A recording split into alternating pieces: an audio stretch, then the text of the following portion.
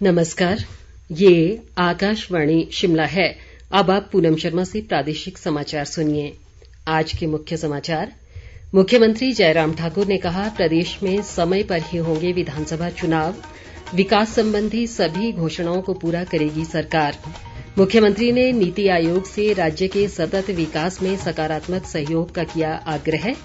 राज्यपाल राजेंद्र विश्वनाथ आर्लेकर ने पारंपरिक कृषि और बीजों के विकास को बढ़ावा देने पर दिया बल। और कुल्लू जिले के बंजार इलाके में एक गाड़ी के खाई में गिरने से 4 पर्यटकों की मौत, 3 अन्य घायल। अब समाचार विस्तार से। मुख्यमंत्री जयराम ठाकुर ने कहा है कि प्रदेश में विधानसभा चुनाव समय पर ही होंगे और समय से पहले चुनाव करवाए जाने का कोई विचार नहीं है। हमीरपुर जिले के भोरंज में एक निजी कार्यक्रम में भाग लेने पहुंचे जयराम ठाकुर ने कंजियाण हेलीपैड पर पत्रकारों से बातचीत में कहा कि प्रदेश के लोगों ने उन्हें सेवा का मौका दिया है और वे लोगों की उम्मीदों पर खरा उतरेंगे। मुख्यमंत्री ने कहा कि प्रदेश में डॉक्टरों की कोई कमी नहीं है और बजट में पहली बार 500 चिकित्सक भरने का प्रावधान किया गया है। उन्होंने कहा कि पुलिस भर्ती पेपर लीक मामले की सूचना मिलते ही सरकार ने पेपर रद्द करने के आदेश दिए। मुख्यमंत्री ने कहा कि इस घटना के दोषियों को बख्शा नहीं जाएगा। इस बीच मुख्यमंत्री जयराम ठाकुर ने नीति आयोग से प्रदेश में पर्यटन विकास व हवाई संपर्क को बेहतर बनाने और सतत विकास में सकारात्मक सहयोग का आग्रह किया है। नीति आयोग के मुख्य कार्यकारी अधिकारी अमिताभ कांत ने आज शिमला में मुख्यमंत्री जयराम ठाकुर से भेंट की। इस अवसर पर धर्मशाला में अगले महीने होने वाले सभी राज्यों व केंद्र शासित प्रदेशों के मुख्य सचिवों के अधिवेशन के आयोजन को लेकर चर्चा की गई। मुख्यमंत्री ने बताया कि इस 2 दिवसीय अधिवेशन में भाग लेने के लिए उन्होंने प्रधानमंत्री नरेंद्र मोदी से विशेष तौर पर हिमाचल आने का आग्रह किया है। उन्होंने प्रधानमंत्री के इस प्रस्तावित दौरे और राष्ट्र स्तरीय अधिवेशन के सफल आयोजन के बारे में अधिकारियों से विस्तार से चर्चा की। राज्यपाल राजेंद्र विश्वनाथ आर्लेकर ने पारंपरिक कृषि और स्थानीय बीजों के विकास व संरक्षण पर बल दिया है। कृषि विश्वविद्यालय पालमपुर में आज विभागाध्यक्षों और विद्यार्थियों के साथ संवाद में उन्होंने जरूरत के अनुसार अनुसंधान व पाठ्यक्रम को बदलने की वकालत की। राज्यपाल ने विश्वविद्यालय को औषधीय पौधों को बढ़ावा देने के निर्देश दिए और कहा कि विद्यार्थियों को इन पौधों की गुणवत्ता के बारे में जागरूक किया जाना चाहिए। उन्होंने कहा कि पारंपरिक बीजों का संरक्षण करने के लिए पंचायत स्तर पर जैव विविधता रजिस्टर बनाने चाहिए। जल शक्ति मंत्री महेंद्र सिंह ने आज मंडी जिले के बगशाड़ में उप तहसील का शुभारंभ किया।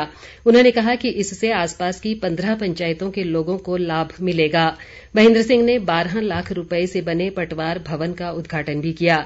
उन्होंने जल जीवन मिशन के तहत क्षेत्र में 4 करोड़ 80 लाख रुपए की लागत से बफर स्टोरेज बनाने और बागवानी का कलेक्शन सेंटर खोलने का ऐलान भी किया।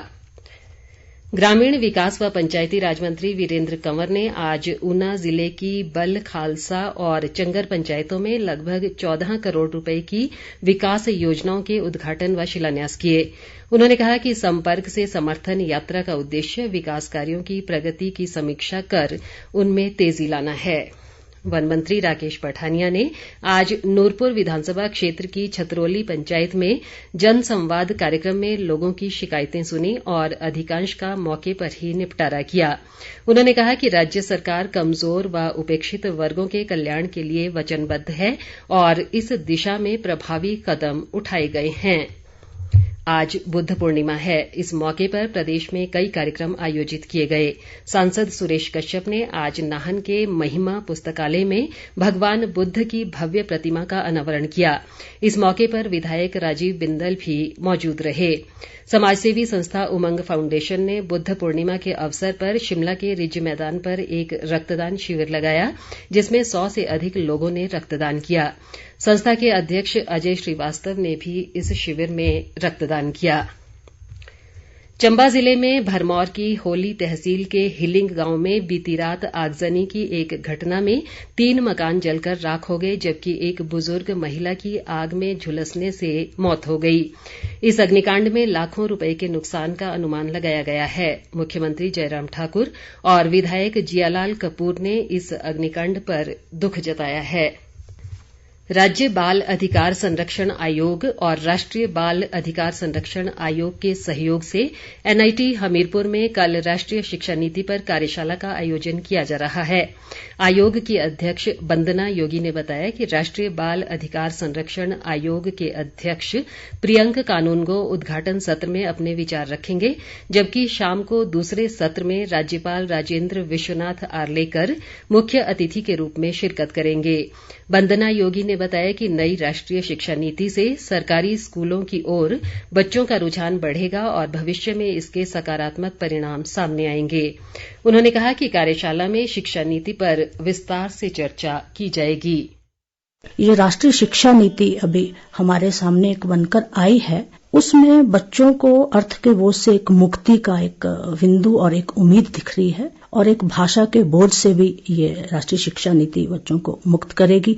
तो इसके ऊपर भी हम एक कार्यशाला प्रदेश स्तरीय करने वाले हैं। ये एनआईटी हमीरपुर में रहेगी और इसका उद्घाटन सत्र पे राष्ट्रीय बाल आयोग के सम्मानीय अध्यक्ष हृदय प्रियंक कानूनगो जी हैं, वो रहेंगे और समापन सत्र पे महामहिम राज्यपाल श्री राजेंद्र जी आर्लेकर जी रहेंगे। राज्य बाल आयोग इस दिशा में प्रयासरत है कि ये बहुत उचित समय है कि अगर इस राष्ट्रीय शिक्षा नीति के माध्यम से अभिभावकों को, बच्चों को, समाज को हम सरकारी स्कूलों की तरफ आकर्षित कर सके, क्योंकि जो पहले हमारा आकर्षण निजी संस्थानों की तरफ था, इस वैश्विक महामारी कोरोना काल में उसमें थोड़ी सी हमारा विश्वास सरकारी तंत्र की तरफ बढ़ा भी है।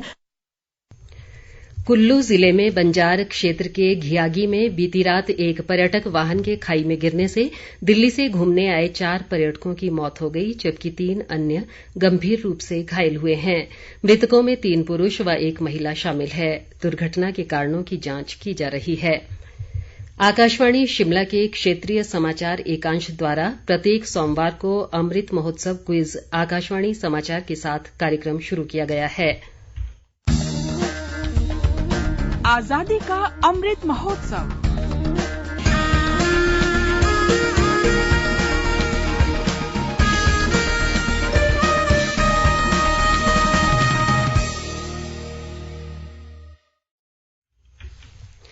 आज का प्रश्न है, किस भारतीय जन आंदोलन की शुरुआत महात्मा गांधी के प्रसिद्ध दांडी मार्च से हुई? आप अपना जवाब हमें इस बुलेटिन के समाप्त होते ही हमारी ईमेल adnewsshimla@gmail.com पर भेज सकते हैं। जवाब देते समय श्रोता अपना स्थान, मोबाइल नंबर और फोटो भी साथ भेजें।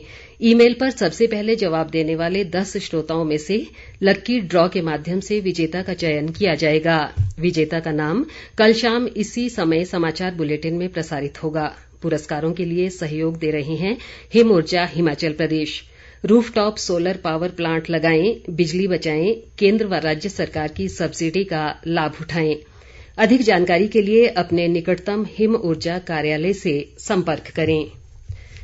4 दिवसीय राइफल शूटिंग प्रतियोगिता आज शिमला जिले के चियोग में संपन्न हुई। स्वास्थ्य मंत्री और राज्य राइफल संघ के अध्यक्ष राजीव सैजल ने समापन अवसर पर मुख्य अतिथि के रूप में भाग लिया। इस प्रतियोगिता में लगभग 700 प्रतिभागियों ने हिस्सा लिया। विजेताओं को कल शिमला के इंदिरा गांधी खेल परिसर में सम्मानित किया जाएगा। राजधानी शिमला सहित प्रदेश के अनेक स्थानों पर आज दोपहर बाद तेज वर्षा हुई, जिससे लोगों को बढ़ती गर्मी से कुछ राहत मिली है। हालांकि ऊना सहित कई स्थानों पर दिन के समय लोगों को भीषण गर्मी का सामना करना पड़ रहा है। ऊना में आज अधिकतम तापमान 44.4 डिग्री सेल्सियस दर्ज किया गया। मौसम विभाग ने 20 मई तक प्रदेश के अनेक स्थानों पर गरज के साथ वर्षा की संभावना जताई है।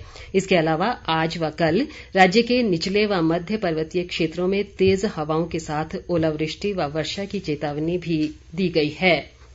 सोलन जिले के अनेक जंगलों में भीषण आग से करोड़ों रुपए की वन संपदा राख हो चुकी है। कसौली, धर्मपुर, जाबली, बसाल, देवठी और रामशहर के जंगलों में भीषण आग लगी है। कसौली में आग इतनी भयंकर है कि सेना के हेलीकॉप्टरों से आग पर काबू पाने का प्रयास किया जा रहा है। आग बुझाने के प्रयास में अग्निशमन विभाग के 2 कर्मियों सहित 3 लोग झुलस गए हैं। अंत में मुख्य समाचार एक बार फिर। मुख्यमंत्री जयराम ठाकुर ने कहा, प्रदेश में समय पर ही होंगे विधानसभा चुनाव। विकास संबंधी सभी घोषणाओं को पूरा करेगी सरकार। मुख्यमंत्री ने नीति आयोग से राज्य के सतत विकास में सकारात्मक सहयोग का किया आग्रह।